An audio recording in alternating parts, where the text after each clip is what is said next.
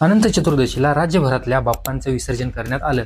राज्यातल्या सगळ्याच ठिकाणी विसर्जन मिरवणुकांचे लाईव्ह फुटेज माध्यमांमधून दाखवण्यात येत होतं.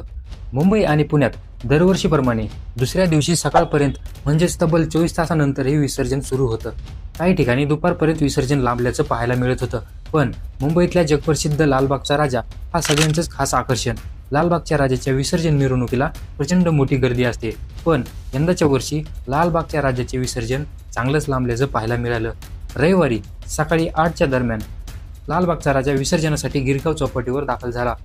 त्यानंतर आलेल्या भरतीमुळे लालबागच्या राजाच्या विसर्जनासाठी आणलेल्या तराप्यावर मूर्ती चढवण्यात मोठ्या अडचणी येत होत्या. त्यामुळे 6 ते 7 तास लालबागच्या राजाची मूर्ती समुद्रात अर्धवट विसर्जित केलेल्या अवस्थेत होती.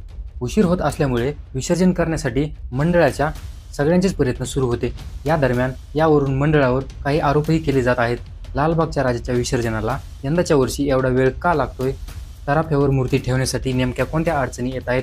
गिरगाव चौपाटीवर रविवारी नक्की काय घडते त्याची स्टोरी सांगणारा हा व्हिडिओ. शनिवारी लालबागच्या राजाची विसर्जन मिरवणूक ठरल्याप्रमाणे सुरू होती. विसर्जनासाठी लालबागच्या राजाची मूर्ती शनिवारी सकाळी 10 वाजता बाहेर पडली.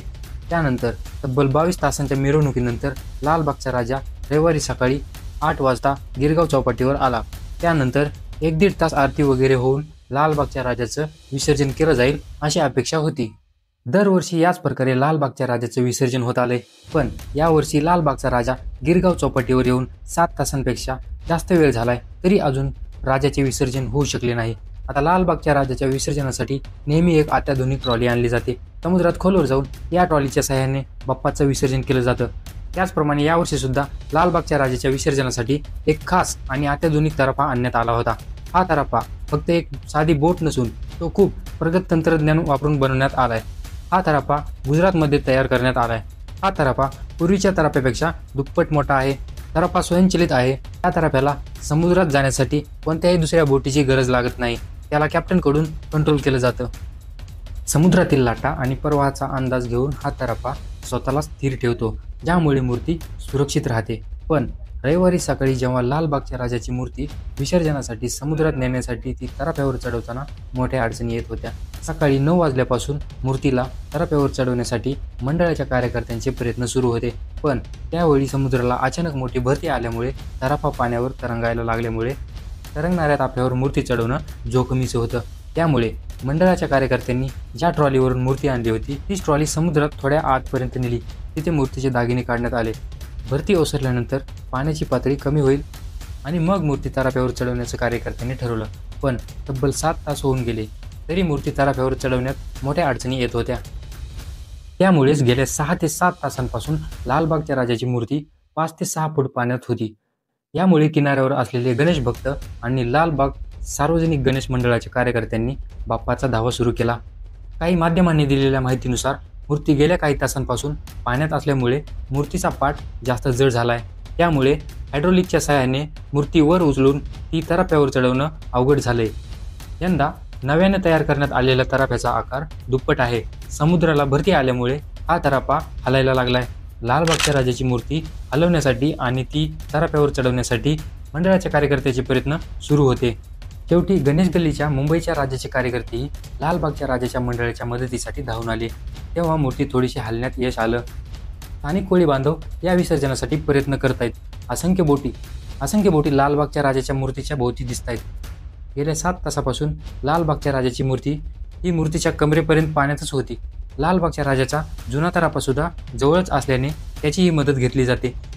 दुपारी 3 वाजता भरतीचं पाणी कमी झाल्यानंतर मूर्ती तराफ्यावर चढवून विसर्जन करण्यात येईल असं सांगितलं जात होतं. आवटीची वेळ दुपारी 2ची होती. त्यानुसार दुपारी 2 नंतर समुद्राच्या पाण्याची पातळी कमी व्हायला सुरुवातही झाली. लालबागच्या राजाची मूर्ती तराफ्यावर घेण्यासाठी एक ठराविक वेळ महत्त्वाचा असतो.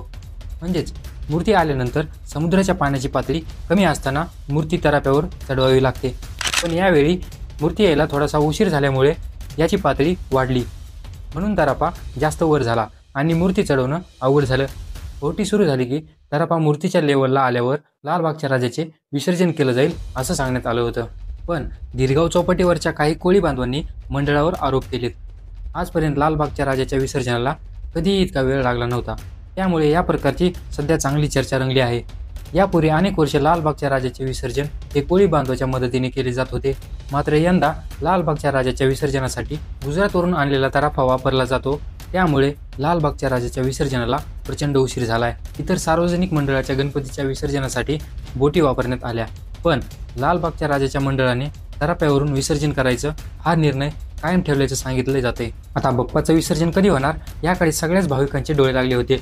विसर्जन लवकरात लवकर होण्यासाठी बाप्पाला विनवणी केली जात होती. मंडळाचे कार्यकर्ते आणि किनाऱ्यावर असलेले गणेश भक्त बाप्पाला साकडं घालतायत. आमच्याकडून काही चुका झाल्या असतील तर क्षमा करा. पुढे तुमच्या सेवेत कुठलाही हलगर्जीपणा होणार नाही अशी प्रार्थना केली जात होती.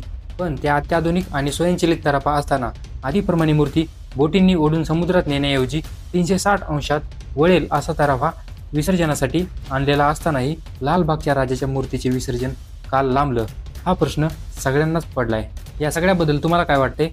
याबद्दलच्या तुमच्या प्रतिक्रिया आम्हाला कमेंटवरून नक्की सांगा. आणि अशाच माहिती पूर्ण व्हिडिओसाठी आपल्या आवडत्या यूट्यूब चॅनलला सबस्क्राईब करायला विसरू नका.